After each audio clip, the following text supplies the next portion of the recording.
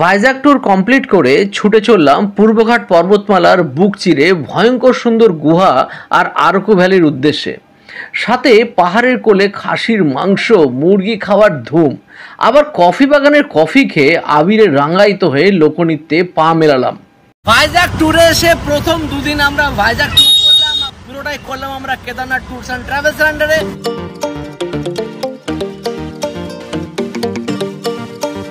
তৃতীয় দিনে আমরা ভাইজাগ থেকে ছুটে চললাম বোরা কেভের দিকে, মানে বোরা কেভ হয়ে চলে যাবো আমরা আরকু ভ্যালির দিকে। যদিও বেশিরভাগ সবাই করে যে ট্রেনে করে যায়, তো ট্রেনে করে আমরা যাবো কালকে। আজকে আমরা একটা এসি যে বাসে করে আমরা দুদিন ধরে ট্রাভেল করেছি, সেই বাসে করে যাবো। এদিকে দেখতে পাচ্ছি সব কাজুর বাগান, একের পর এক কাজুর বাগান। এই সাইডে দেখা যাচ্ছে সব কাজুর বাগান, এখানে কাজুর খুব ভালো চাষ হয়।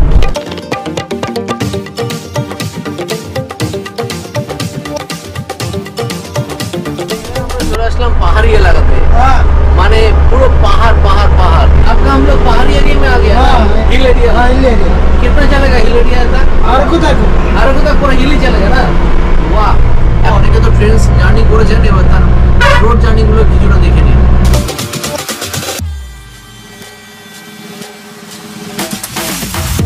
বোরা কেভ যাওয়ার পথে একটা জায়গা দাঁড়ালাম, সেখান থেকে ভিউ পয়েন্টটা দুর্দান্ত লাগছে, পুরো পাহাড়গুলোকে সারিবদ্ধভাবে দেখা যাচ্ছে। বেশ লাগছে কিন্তু জায়গাটা, লুক লাইক দার্জিলিং হলো, ফিল লাইক ভাইজাগ। ভাইজাগ থেকে চলে আসলাম এবং বোরা কেভ সামনে আছে। তার আগে দুপুর 1:30 বাজতে চললো, সবারই খিদা লেগেছে। আর কেদারনাথ ট্যুরস অ্যান্ড ট্রাভেলস সমস্ত খাবার দাবার কিন্তু নিজেরা ক্যারি করে, অর্থাৎ ভাইজাগ থেকে এনারা রান্না করে নিয়ে এসেছেন। আজকে জবরদস্ত খাওয়া দাওয়ার আয়োজন হয়েছে। এখানে একটা হোটেলকে এনারা ভাড়া করে নিয়েছেন, যে হোটেলে এসি হোটেলে বসিয়ে খাওয়াবেন। যাওয়া যাক, সবাই খেতে বসে পড়েছি আমরা একদম একটা এসি হোটেলের ভিতরে। আর এদিকে মাম্মার মাম্মা আর আমি বসে পড়েছি। তো শুরুতেই বলবো যে বাসমতি চালের ভাত, পাহাড়ের মাথাতে এসে বাসমতি চালের ভাত, সঙ্গে আছে মটরশুঁটি, টমেটো, ধনে পাতা দিয়ে মুগ ডাল, আর সঙ্গে আছে কারি পাতা, বাদাম আর শুকনো লঙ্কা দিয়ে ঝুরঝুরে আলু ভাজা। এই পরিষেবা পাহাড়ের মাথাতে এসেও এটা কেদারনাথ ট্রাভেলসের পক্ষেই হয়তো সম্ভব। এটাকে বলে পাতি ভাষায় ঘ্যাটন।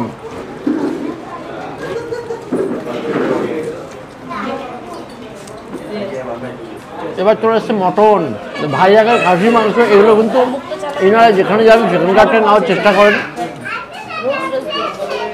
ব্যাস গিন্নি মটন খাবে না বলে গিন্নির জন্য দেওয়া হলো এখানে চিকেনের ড্রামস্টিক। হচ্ছে এখানে পরিষেবা, এত সুন্দর পরিষেবা। তো পাহাড়ের মাথায় উঠে নিয়ে নিচ্ছি খাসির মাংস। কেদারনাথ ট্রাভেলসের পক্ষেই সম্ভব।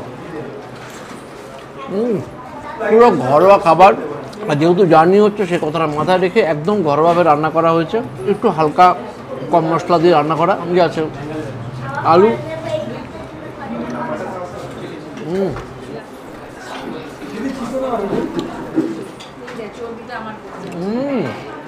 ভাইজাগের মাটন বেশ খেতে। খাবার দাবারের কোয়ালিটি, কোয়ান্টিটি, পরিমাণ নিয়ে কোনো কথা হবে না। যে যত খেতে পারে এতটাই পরিষেবা কেদারনাথ ট্রাভেলসে। তো আমি খাওয়াটা শেষ করি, সবার কাছে একটু শুনে যাক কার কেমন লাগছে। চিকেন, তার সাথে মাটন আছে, আর এই গ্রামের প্রকৃতি, তার মাঝখানে এক অপূর্ব টেস্ট। দোলের দিন মাংস আর খুবই ভালো টেস্ট।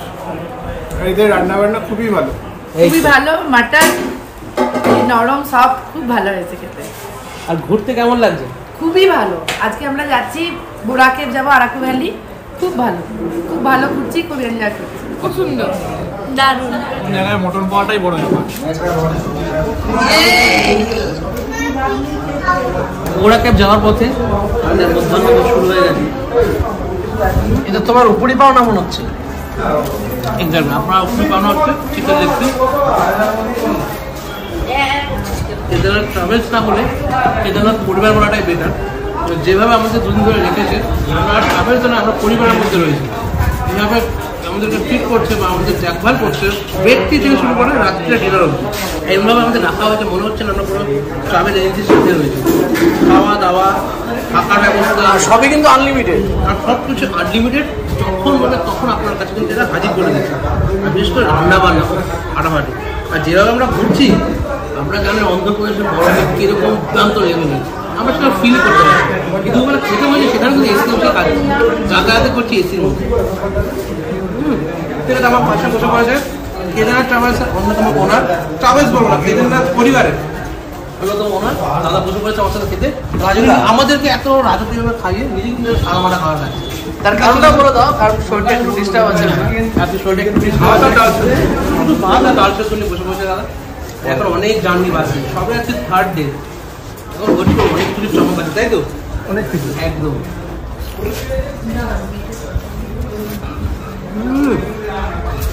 বোরা ক্যাবে উঠবো বলে একদম দাবিয়ে খাওয়া দাওয়া করে নিচ্ছি। ফার্স্টে চিকেনটা পুরো কমপ্লিট, ড্রাম স্টিক থেকে শুরু স্টিকে পরিণত হয়ে গেছে। আর এখানে রয়েছে মাটন কষা। উফ, এই যে আমাদের শেফ যে আমাদের এত সুন্দর রান্না করে খাওয়াচ্ছে, আর সাথে এই দুই দাদা ফাটাফাটি যেভাবে লেবার দিচ্ছে, মানে যেভাবে আমাদের সাথে থাকছে অতুলনীয়, কোনো কথা হবে না। আর মাংসের ঝোলটা কিন্তু জাস্ট একদম হালকা লাইট, এতটা জার্নি করার পরেও কিন্তু যাতে কোনো সমস্যা নয় সেইভাবে কিন্তু রান্নাবান্না করা হচ্ছে। এটা আলু একদম রোববার দুপুরের মাংসের ঝোল বানিয়ে ফেলেছে আমরা। ভাই থেকে বেশও বলতে হচ্ছে, ঘাসের ঘাসে মুখে পড়লেই হাসে। সেই রেওয়াজে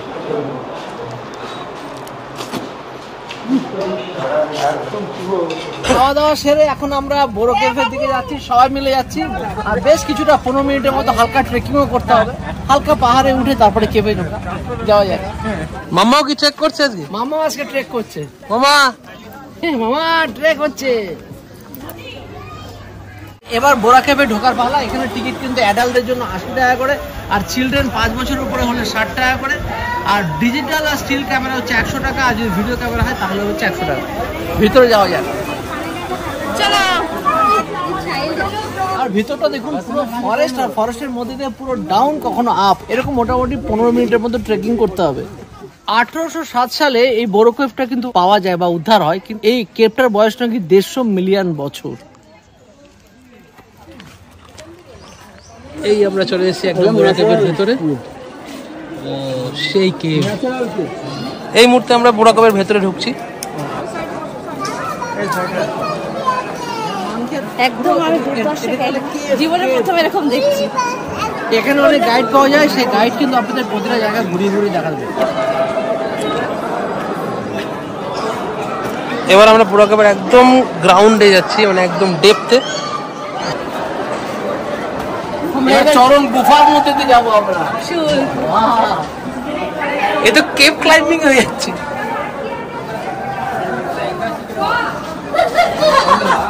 জল পরে পরে পাথরের কি রূপ হয়েছে। আমার দেখা সেরা প্রাকৃতিক ভাস্কর্য। বোরা কেভে কেমন লাগছে? আরাকু ভ্যালি যাওয়ার পথেই পড়ে হচ্ছে কফি গার্ডেন, তার সাথে আছে গোলমরিচের গার্ডেন। তো সবই যদি এখানে বিক্রি হচ্ছে, লাইভ এখানে কফিও বানিয়ে খাওয়ানো হচ্ছে। তাই গার্ডেনটা দেখে আসুন। অনন্তগিরি কফি প্ল্যান্টেশন, পুরো কফি প্ল্যান্টেশন। আর বড় বড় যে গাছগুলো দেখা আছে, যে লতানো আছে, সেগুলো সব গোলমরিচ গাছ। আই লাভ আরাকু, মানে আমরা এখন আরাকু ভ্যালিতে চলে আসলাম। আর আরাকু ভ্যালিতে নেমে শুরুতে চলে আসছি ট্রাইবাল মিউজিয়াম। ট্রাইবাল মিউজিয়ামে যাওয়ার জন্য আমাদের টিম টোটাল রেডি, সবাই মিলে যাবো একটু ট্রাইবাল মিউজিয়াম। সন্ধ্যায় হয়ে গেল প্রায়, যাওয়া যাক।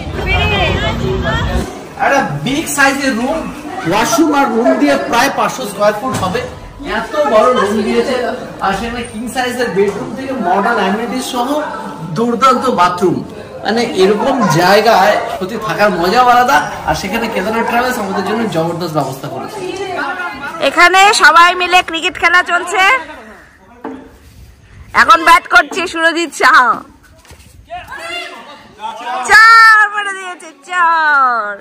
আজকে সন্ধ্যাবেলা সকলকে দেওয়া হচ্ছে কেদারনাথ ট্রাভেলস এর তরফ থেকে চিকেন পকোড়া। এই দেখুন এরকম সাইজের চিকেন পকোড়া, আর গ্যালারিতে বসে সবাই খাচ্ছে চিকেন পকোড়া।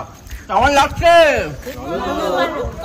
যে কটা দিন আমরা বেরিয়েছি একদম ফুল এনজয়, খাওয়া দাওয়া আর ঘোরা বেড়ানো টোটালি এনজয়। প্রতিদিন প্রতি মুহূর্ত শুধু খাওয়া দাওয়া আর সঙ্গে এনজয়। এখানে সব প্লেয়াররাও খাচ্ছে এখন। Strategic time out. আজকে যদিও হোলি বা দোল পূর্ণিমা, সেই উপলক্ষে যেহেতু আমরা ঘুরছি, সঙ্গে সঙ্গে সামান্য একটু আবির খেলা হচ্ছে আর মিষ্টি খাওয়া হচ্ছে। দাদা মিষ্টি দিচ্ছে সকলকে। প্রথমে মিষ্টি দেওয়া হলো, কথা বলছে আবিরটা না পড়লে কি করে হবে? সেটাই আগে দরকার আবির। Happy Holi, happy Holi, happy Holi, happy Holi. Okay okay, আগে সবাই মিলে হলুদ দাও। এবার দেওয়া হবে সবাই। Happy Holi, happy Holi. আমরা এই যে করতে পারছি না। কাকে দি? Happy Holi, happy Holi, happy Holi. Kedarnath tours and travels এর তরফ থেকে আজকে সন্ধ্যাবেলাতে ট্রাইবাল ডান্সের ব্যবস্থা করা হয়েছে। আজকে ট্রাইবাল ডান্সের জন্য সবাই রেডি এবং সঙ্গে আমরাও সবাই নাচছি। হোলির সামান্য আনন্দ করার চেষ্টা অবশ্যই থাকবে।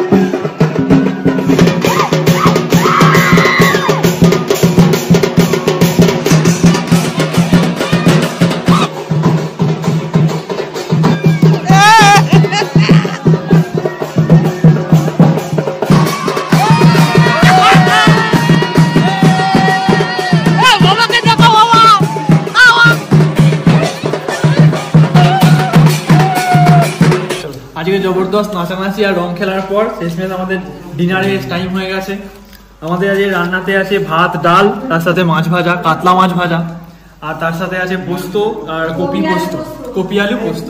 খুব সুন্দর খাবার হচ্ছে। কাল রাতে আমরা এসেছি আরাকুতে এবং আরাকুটা বেশ রাত্রিবেলাতে এনজয় করলাম, প্লাস সকালটা আমরা এনজয় করেছি। সবকিছু ভিডিও করতে পারিনি, আর রাতে দেখেছেন কালকে আমরা দোলযাত্রা উৎসব পালন করেছিলাম, বেশ ভালো কেটেছিল। তো এখন আমরা যাচ্ছি অসাধারণ একটা রেল জার্নি করতে, অর্থাৎ আরাকু স্টেশন থেকে আমরা যাব জগদলপুর স্টেশন অবধি। আরাকু স্টেশনটা দেখার মতো। এখানে দেখো সে পুরোনো দিনের ইন্সপেকশন কারগুলো আছে, আর দুপাশে গাছগুলো যে এত সুন্দর লাগছে, পাহাড়ের মাঝে একটা দুর্দান্ত অনুভূতি। আমরা কিরণটুল এক্সপ্রেসে উঠে পড়েছি, মানে যেটা ভাইজাগ থেকে যাচ্ছে কিরণটুলে, আর সেখানে যা শুরুতেই বলেছি আমরা যাচ্ছি জগদলপুরে যাচ্ছি। আর দেখুন পুরো পোস্টার আমরাই আমরা, আর পুরো S1 কিন্তু বুক করে নিয়েছে কেদারনাথ ট্যুরস এন্ড ট্রাভেলস, সবাই আছে এখানে, আর আমরা খুব মস্তি এবং আনন্দের মধ্যে কাটাচ্ছি। ভাইজাগ থেকে জগদলপুর অব্দি যে জার্নিটা মেন যদি বলা হয়, সেটা হচ্ছে রেল লাইনের দুধারে যে দর্শনীয় যে জায়গাটা, মানে এত অপরূপ জায়গা। দেখুন পাহাড়ের মধ্যে দিয়ে পুরো ট্রেন লাইন গেছে, আর ট্রেনটা যাচ্ছে পাহাড় চিরে। ট্রেন পুরো ফাঁকা, পুরো কোচে আমরাই, তাই আমরা একটু মাঝে মাঝে ক্রিকেট একটুখানি ট্রাইও করছি। ফিল্ডটা দেখি না কোথায় গিয়ে আছে, আর ফিল্ডারে এই দেখুন এখানে বসে আছে ফিল্ডার, এইখানে ফিল্ডার, বোলার। তো বোলার ফার্স্টে বোলিং করছে দেখি।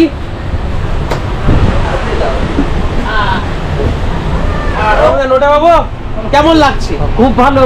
এখন খাওয়া দাওয়া হবে নাকি? এখন খাবো চাউমিন। আচ্ছা, আর দুপুরে আছে রাইস আর চিকেন কষা জমিয়ে জমিয়ে। আর তোমার সিটটা কোথায়? এসিতে? আমার এসিতে সিট। আমি এখানে এসছি, সবাই মিলে আছে তো একা থাকা যাবে। আচ্ছা, বুঝতে পেরেছি। কতক্ষণের টাইমিং এখন ট্রেনে?